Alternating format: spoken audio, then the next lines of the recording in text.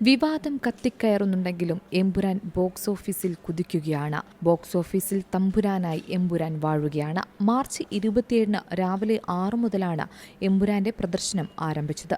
വിവാദങ്ങൾക്കിടയിലും വിജയകരമായി ചിത്രം പ്രദർശനം തുടരുന്നത് തന്നെയാണ് കാണാൻ സാധിക്കുന്നത്. ബിഗ് ബജറ്റ് ആക്ഷൻ സിനിമയാണ് എമ്പുരാൻ. സമ്മിശ്ര പ്രതികരണം നേടുന്ന സിനിമ ഇതിനകം 100 കോടി ക്ലബിൽ ഇടം പിടിച്ചു കഴിഞ്ഞു. ബോക്സ് ഓഫീസിൽ വമ്പൻ മുന്നേറ്റമാണ് സിനിമ നടത്തുന്നത്. ചിത്രം ആദ്യ ദിവസം തന്നെ 14 കോടി കേരളത്തിൽ നിന്ന് മാത്രം നേടിയെന്നാണ് റിപ്പോർട്ടുകൾ പറയുന്നത്.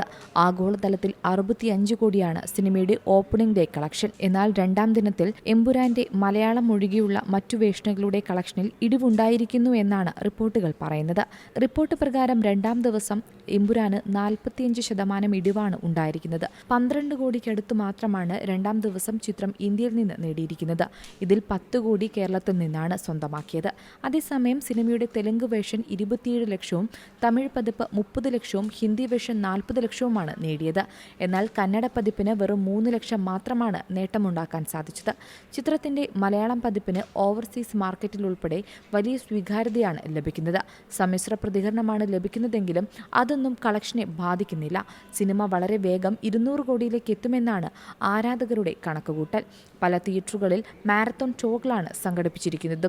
ആദ്യ ഭാഗമായ ലൂസിഫറിനെ പോലെ മികച്ച കെട്ടുറപ്പോടെയാണ് എമ്പുരാന്റെ തിരക്കഥയും മുരളി ഗോപി ഒരുക്കിയിട്ടുള്ളത്. ഇത് പ്രേക്ഷകരും ഉറപ്പിച്ചു പറയുന്നുണ്ട്.